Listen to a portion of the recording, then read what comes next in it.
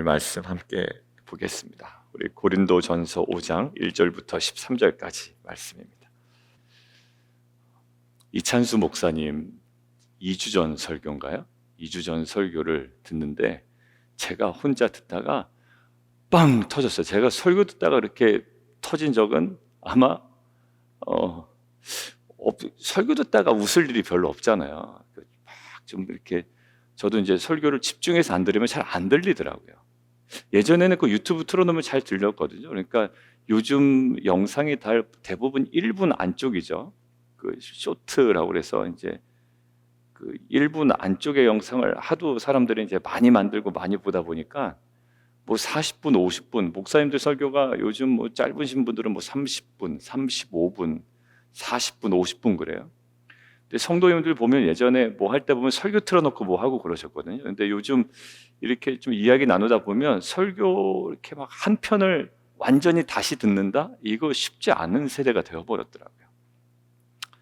그래서 저도 대부분 영상 보는 게 짧은 영상을 확인해 봐요. 이렇게 볼 때, 뭐를 좀 찾을 때도 그렇고. 그러니까 제가 활용하기에 더 편하기 때문에. 근데 이제 이찬수 목사님은 최근에 제가 왜 들었냐면 그 29개 교회가 분립개척했다. 아마 우리 리더십들하고 몇 분한테 제가 공유했는데 이제 그게 굉장히 신선하고 도전도 되고 또 그 이후에 목사님이 공동체에 어떤 메시지를 선포하시는가 궁금하기도 하고 29개 교회가 분립개척되고 이제 40개 교회까지 연말에 이제 순차적으로 또 분립개척이 된다 하니 이제 궁금해서 이제 쭉 들어보는데 한 부분이 이제 빵 터진 건데 그게 뭐냐면 자기 이제 분당 우리 교회 사역자였대요. 그 찬양 사역자였나 봐요. 아마 그 박경리 목사님인 것 같기도 하고 다른 분인 것 같기도 하고 이름은 얘기를 안 하시는데 이제 이찬수 목사님도 그분 설교를 들으셨대요. 그분 최근 설교를. 그런데 이제 그분이 찬양 사역자 하셨던 그분이 설교하는 그 내용에 있던 내용을 이찬수 목사님 얘기하시는 거예요. 이분이 이제 대학생 때 이제부터 막 연합 집회 같은 거 많이 하지 않습니까? 모여서 우리가 막 헌신하겠습니다. 이 나라를 위하여, 하나님 나라를 위하여 헌신하겠습니다. 그러니까 유명한 강사가 와서 막 선포하고 이제 그 말씀이 끝나면 항상 하는 게 뭐죠? 우리가 이제 결단하고 우리가 찬양하고 이제 기도하잖아요. 참 요즘은 또 그런 것도 많이 없어졌어요. 생각해 보면. 그러니까 이제 막 그렇게 결단하고 이제 같이 함께 기도하고 이제 찬양하는데 이제 이분이 이제 찬양을 인도해야 되는 거예요. 근데 이제 선곡을 나름대로 했겠지 않습니까? 말씀을 듣고. 그래서 선곡한 게 이거였대요. 사막에 샘이 넘쳐 흐르리라. 사막에 꽃이 피어 향내 내리라. 주님이 다스리는 그 나라가 되면은 사막의 꽃동산 되리. 그러면서 이제 헌신하고 나아가기로 하고 이제 찬양 인도를 하는 거예요. 근데 이분이 이 찬양을 부르는데 어떻게 불렀냐면 사막에 샘이 넘쳐 흐르리라. 사막에 꽃이 피어 향내 내리라.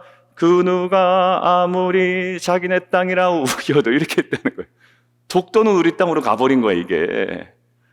그러니까 이제 사람들이 말씀 듣고 막 이제 막 정말 결단하고 진지한데 여기저기서 이제 피식피식 웃는 소리가 들리는 거죠.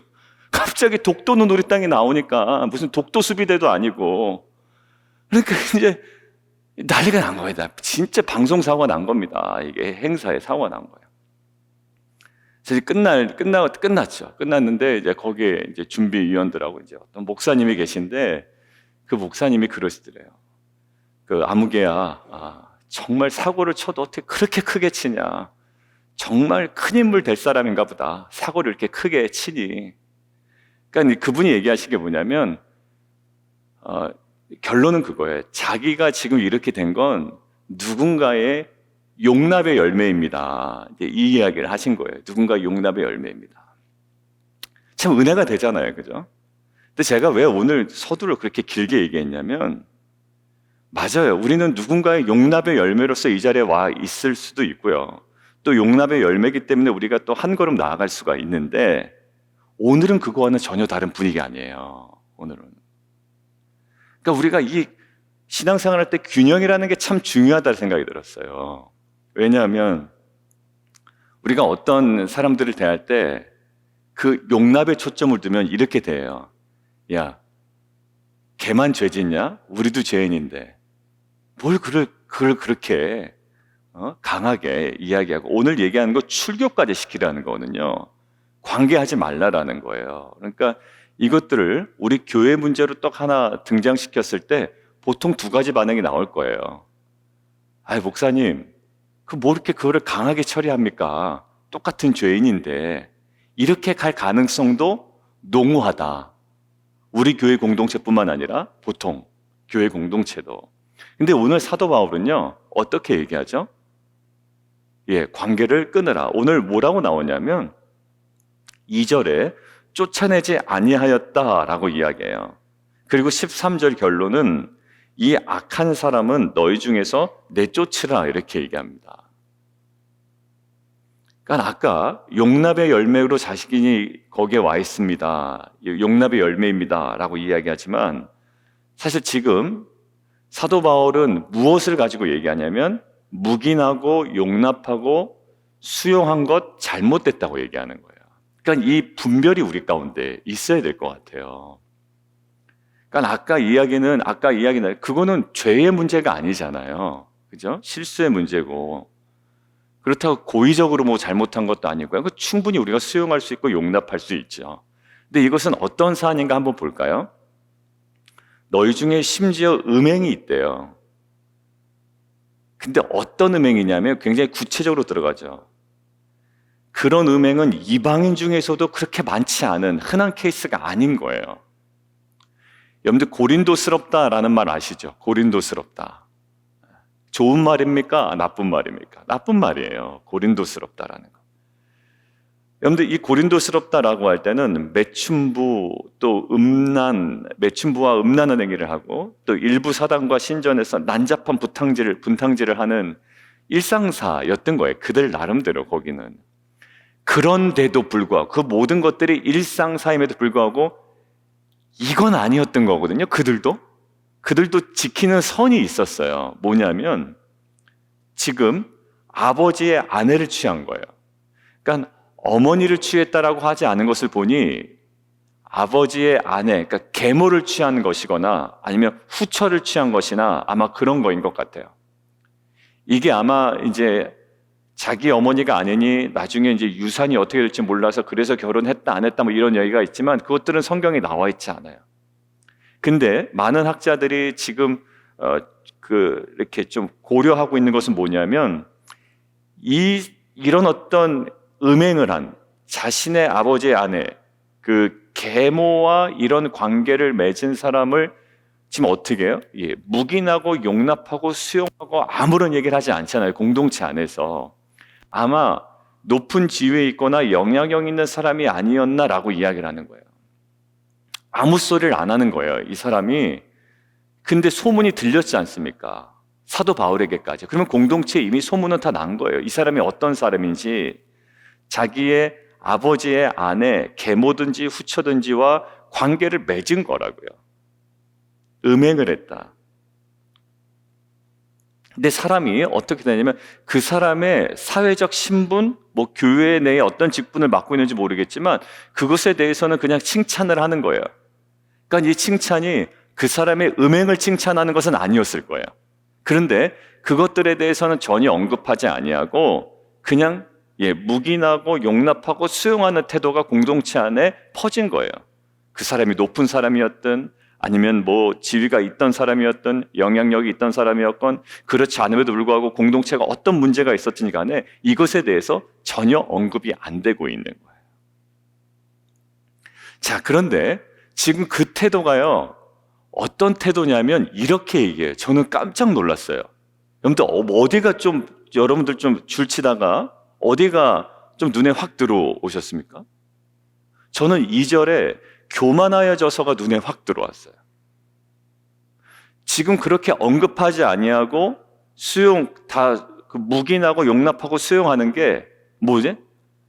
학자의 의견을 빌리면 이렇게 써 있습니다.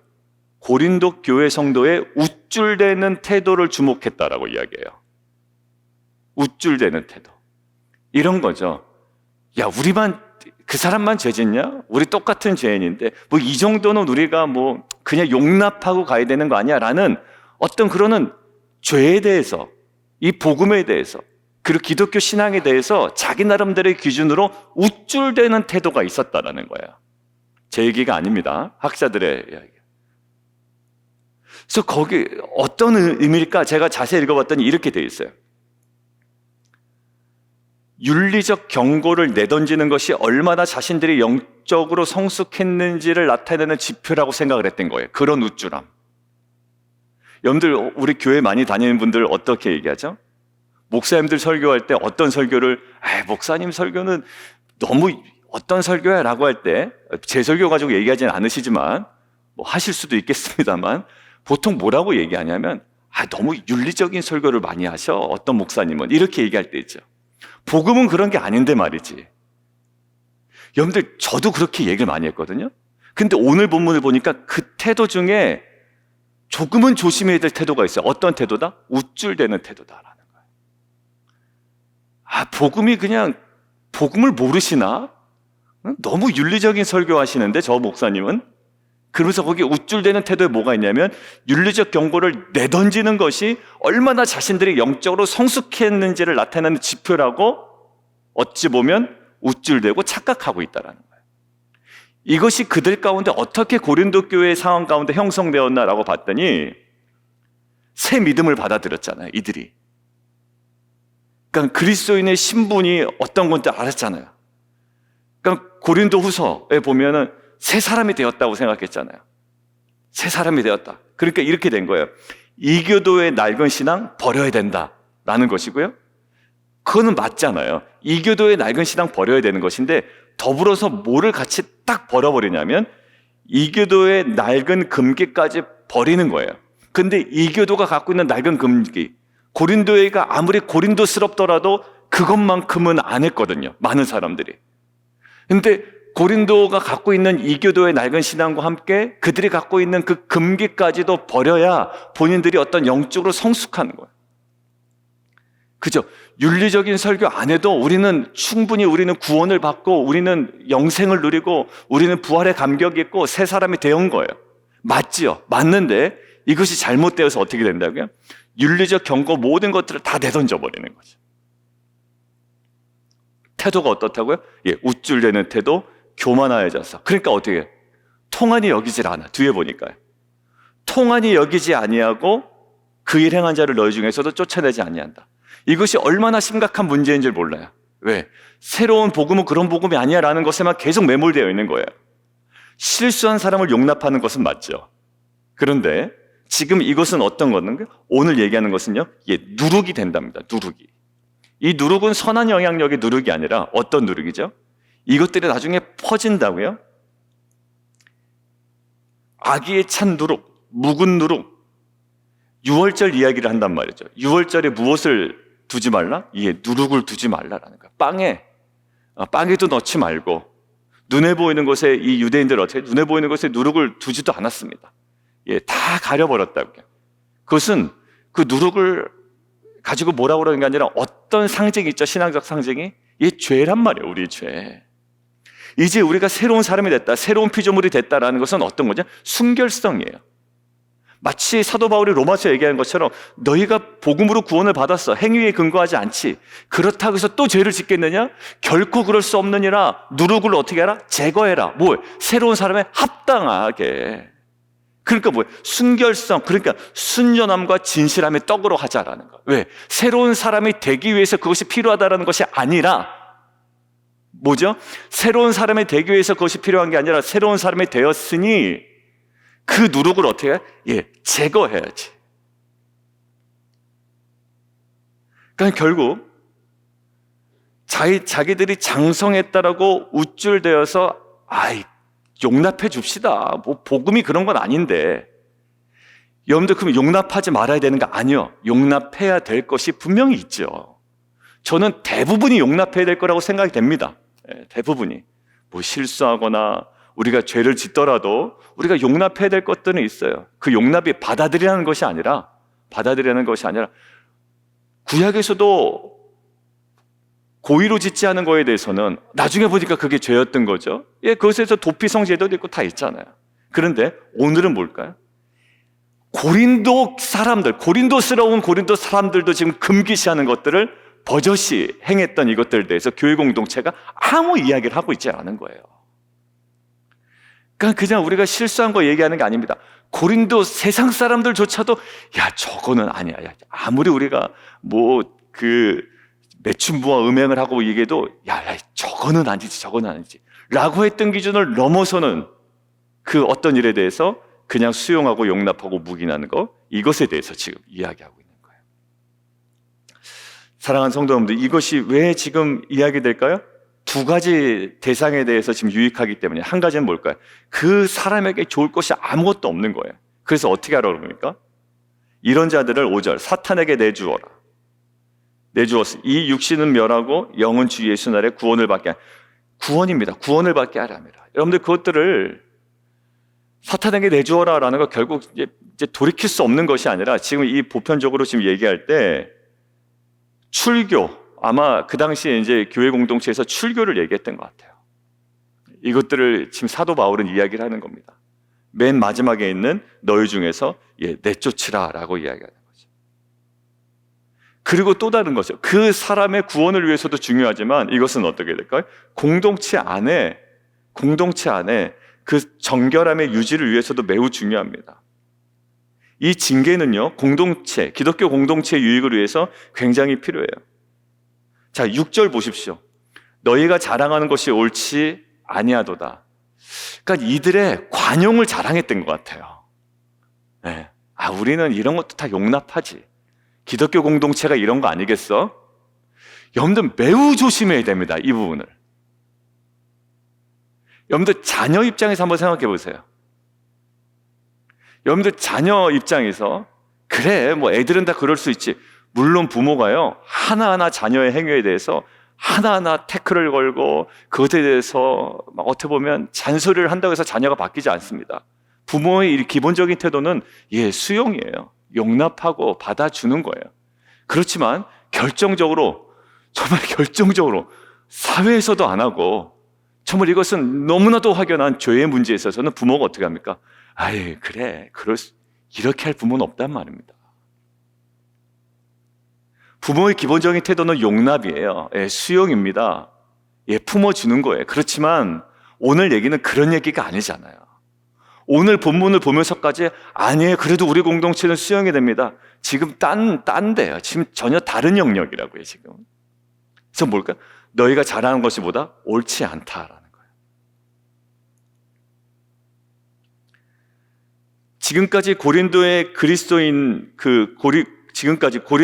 개개 그리스도인, 그러니까 성도 하나하나 그 구원 온전함에 관심을 가지고 있었죠. 그런데 어디까지 가야 돼요? 그 사람 잘 되고 그 사람 문제 없고 그 사람 감정 상하지 않게 하는 것뿐만 아니라 지금 뭘 얘기하는가? 공동체를 주목하고 있다는 것을 우리도 함께 주목해야 돼요. 여러분들 만약에 사도행전에 그 5장에 있는 아나니아와 삽비라의 이야기를 보면 굉장히 파격적이고 굉장히 파괴적이고 굉장히 어떻게 보면 수용하기 힘든 부분이죠. 우리가 어떻게 죽이지? 헌금을 그 땅을 팔아서 다 내지 않았다고? 근데 그것은 무슨 문제라고 그랬습니까? 헌신의 부족의 문제가 아니라 거짓의 문제였어요. 근데 그 거짓의 문제를 왜 다루셨다고요? 이제 교회 공동체라는 것이 처음 태동되는 시기란 말이에요. 근데 그때 거짓의 문제를 정확하게 다루지 않으면 어떻게 될까요?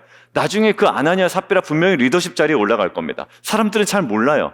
저 사람 자신의 땅을 팔아서 헌신했던 사람 바나바와 거의 동급 이렇게 생각할 거라고. 왜? 사장의 바나바가 그런 얘기를 했으니까. 근데 이것이 무분별하게 딱 용납이 되고 어디 부분에 자리 잡게 되면 누룩과 같은 존재가 되거든요. 나쁜 의미에서의 누룩이죠. 그럼 자기의 이해관계가 딱 걸리는 문제에 섰을 때 이 아나니아 삽비라는 어떨까요? 반드시 거짓이라는 이 누룩이 자기 안에 작동되기 시작하면 이 공동체 안에 퍼져나기 시작할 거예요.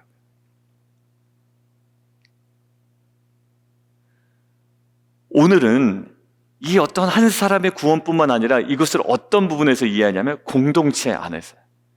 여러분들 자녀들 둘, 셋 키워보신 분들 알겠지만 사실 이 자녀가 잘못했을 경우에 사실 따끔하게 혼낼 때 어떤 분위기까지 사실 고려할 때가 있습니까? 그 둘째, 셋째. 이 공동체 안에 우리가 함께 생각해 봐야 될 문제를 던지면서 우리가 부모가 얘기할 때가 있어요. 단순히 개의 문제뿐만 아니라 이것이 용납되었을 경우에 형도 하는데 뭐 둘째 형도 하는데, 그러면서 이것이 부모 안에 용납되었을 경우에 가정 공동체가 사실 근간이 흔들리게 된다고요. 여러분들 실수를 용납하지 말라는 거 아닙니다. 여러분들 이제 제가 자꾸 이렇게 높아심에 얘기하냐면 그렇게 얘기하신 분들이 충분히 교회 공동체 안에 있을 수 있기 때문에 그래요. 교회가 이렇게 뭐 뻑뻑하게 해요. 근데 그거는 사도 바울한테 우리가 따져봐야 되는 것이고, 지금 이것은 어떤 문제? 세상에서도 안 하는 일을 무엇을 얘기해? 밖에 있는 사람 얘기하는 것이 아닙니다. 오늘 얘기하는 것도 밖에 있는 사람을 얘기하는 게 아니다라는 거 사도 바울이 지금. 근데 여러분들 한번 잘 생각해 보십시오. 우리 교회 성도님들도 생각해 보셔도 좋고요, 보편적으로 기독교인들 한번 생각해 보세요. 오히려 사도 바울은 내가 밖에 있는 사람들 얘기하는 것이 아니라 교회 공동체 안에 있는 사람, 12절부터 제가 읽을게요. 밖에 있는 사람들을 판단하는 것이야 내게 무슨 상관이 있으려마는 내가 그걸 무슨 상관 하겠느냐. 교회 안에 있는 사람들이야 너희가 판단하지 아니하랴. 근데 어떤 사람들이에요? 11절. 이제 내가 너희에게 쓴 것은 만일 어떤 형제라 일컫는 자가, 교회 안에 형제라고 하는 자가 음행을 하거나 탐욕을 부리거나 우상 숭배를 하거나 누군가를 모욕하거나 술 취하거나 속여 빼앗거든 사귀지도 말고 그런 자와는 함께 먹지도 말라 합니다. 교회 밖이 아니라 교회 안에 있는 거예요. 근데 지금 여러분들 솔직히 우리 공동체나 일반적으로 지금 2022년 이 기독교 공동체를 한번 자세히 보십시오. 어떤 상황이냐면 보통 이렇습니다. 교회 공동체가요 이렇게 반응해요. 오늘날 교회는 사회 밖에서 벌어지고 있는 윤리적인 비행들 있죠. 좋지 않은 일들.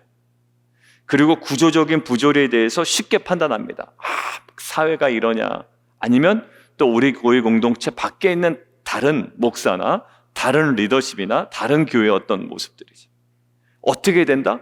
그럴 수 있느냐라고 흥분하죠. 그렇게 합니다. 목사가 그럴 수 있느냐, 장로가 그럴 수 있느냐, 권사가 그럴 수 있느냐라고 우리 교회 밖에 있는 장로와 밖에 있는 권사와 밖에 있는 목사들을 향해서 이야기하고 또 우리 교회 밖에 있는 세상을 향해서 막 얘기합니다. 그런데 교회 공동체 안에 있는 윤리적 행위를 바로잡기 위해서 적극적인 조치를 할 때는 교회가 이렇게 얘기할 때가 많단 말이에요. 그러니까 결국 오늘 이야기하는 건 다시 우리에게 적용하면 우리 인생으로 한번 보시죠. 결국 오늘 우리에게 적용되는 건 물론 공동체 안에, 우리 공동체 안에 우리가 탐욕을 부리거나 음행하거나 우상숭배하거나 모욕하거나 술 취하거나 속여 빼앗거나 많은 일들이 있겠지만 오늘 이야기하는 것은 너희 안에 적은 누룩이 온 덩어리에 퍼지는 것을 알지 못하느냐. 우리 이제 개인적으로 묵상으로 들어가죠. 여러분들 우리 삶에 우리 스스로 용납하고 있는 부분들이 있다. 내 삶에 내가 너무 자연스럽게 용납하고 있는 부분들, 내가 묵인하고 있는 부분들, 수용하고 있는 부분들, 너무나도 관대하게 너희는 누룩 없는 자인데 새 덩어리가 되기 위하여 묵은 누룩을 내어버리라. 우리의 어린 양, 우리의 유월절 양 곧 그리스도께서 희생되셨느니라. 내 그동안에 최근에 훈련하고 있는 지금 우리가 밟아나가고 있는 또 우리가 최근에 또 살아가기를 원하고 있는 우리의 삶에 내가 정말 용납함으로 인하여 내가 진전되지 못하고 있는 부분들이 발견되는 거죠. 결국 내 발목을 붙잡고 있는 것은 그 집사님 때문도 아니고 지금 교회적인 분위기 때문에도 아니에요, 사실. 그리고 사회적인 어떤 분위기나 경제적인 어려움 때문에 내가 힘든 것이 아니고 날씨 때문에도 아니에요. 결국 어떻게? 내가 내 스스로 용납하고 있는 내 안에 있는 누룩이에요.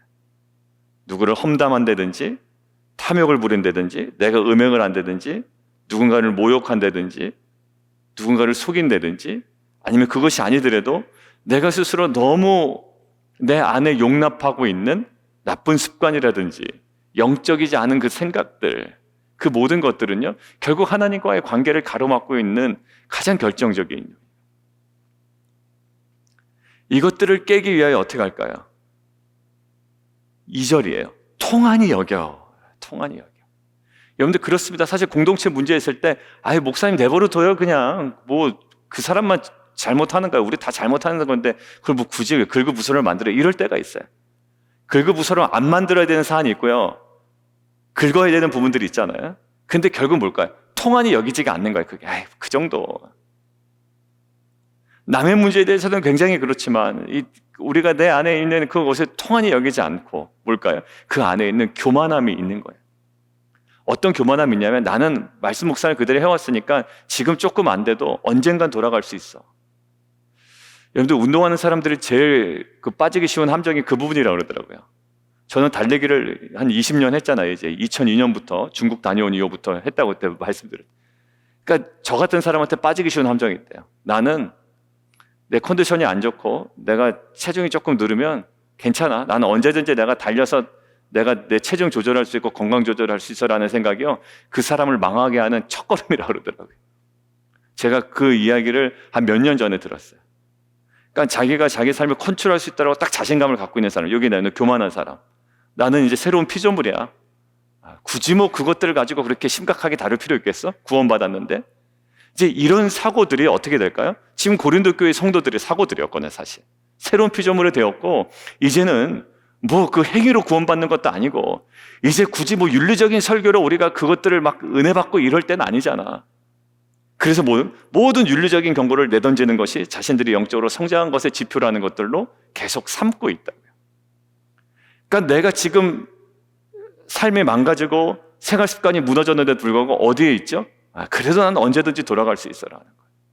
근데 결국 그 모든 생각들이 나한테 이 묵은 누룩이 되는 거죠. 결국 나의 삶을 망치는, 그것이 온몸에 퍼져버리는, 나중에 완전 손발이 꽁꽁 묶여서 무기력해지는, 기도도 못해, 기도도 안 나와, 그런 당혹스러운 일이 벌어진다고요. 기도해야 되는 건 알지.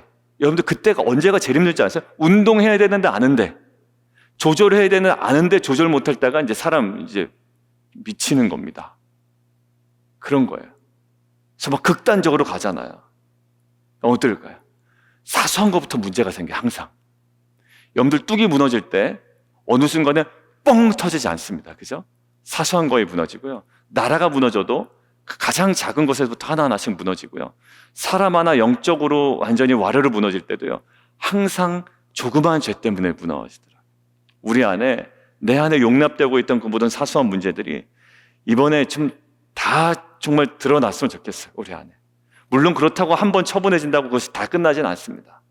근데 그 해결되지 않는 것들을 끌어안고 간다라는 것은 사실 우리 안에 정말 손발이 다 묶인 채 그냥 아무것도 못하는 정말 무기력한 크리스찬으로 살아가는 것밖에 안 되거든요. 우리 안에 이 무기력을 깨고 우리가 용납했던 것들 중에 이제는 드러내놓고 정말 오늘 얘기한 6월절 양 곧 그리스도께서 희생되셨느니라 라는 의미가 진짜로 무엇인지를 알아. 은혜를 더하게 하려고 죄 가운데 거하겠느냐? 결코 그럴 수 없느니라 라는 사도 바울의 그 선언과 함께 우리가 다시 한번 정말 차원이 다른 이 거룩으로, 영광스러운 거룩으로 더 나아가는 귀한 공동체가 되기를 주님의 이름으로 축원합니다. 우리 함께 기도하며 나아가도록 하겠습니다. 제가 앞에 이야기한 그 용납에 대해서 은혜, 그 독도는 우리 땅이라고 불렀던 그건 충분히 용납할 거예요. 근데 우리는 때로는 나는 신앙 있고 성숙한 크리스찬이야라고 할 때 용납의 범위를 하나님의 범위보다 더 넓히는 오류를 범할 때가 있어요. 하나님께서 용납하지 않으시는 것까지 내가 그냥 우쭐해서 용납하는 경우가 훨씬 더 많단 말이에요. 그게 문제입니다. 인본주의적 기독교가 돼버리는 거예요. 사실 그게 정확하게 말씀 앞에 하나님의 마음으로 보지 못하면 마음까지도 안 가도 돼요. 이거는 안 되는 거잖아요. 고린도스럽다라는 고린도 사람들도 나름대로 이건 아니다라고 하는 부분을 넘어섰죠. 우리 안에 너무 우리가 영적으로 성숙해라는 지표가 이 관용의 범위를 너무 지나치게 넘어버리는, 그것도 자기 스스로에 대해서, 또 우리 공동체에 대해서, 내 자녀에 대해서 너무 그 관용의 범위를 넘어서는 우리의 우쭐대는 교만함이 있진 않은지, 그리고 우리 안에 사라진 그 마음이 어떤 마음일까요? 통한이 여기지도 않는 그 마음 가운데 주님 불쌍히 여기시고 이제 하나님 우리에게 추구하게 하시는, 우리에게 가게 하시는 그 영광스러운 거룩으로 더 한 걸음 나아가는 귀한 공동체 되게 하여 주옵소서. 우리 함께 기도하며 함께 나가도록 하겠습니다.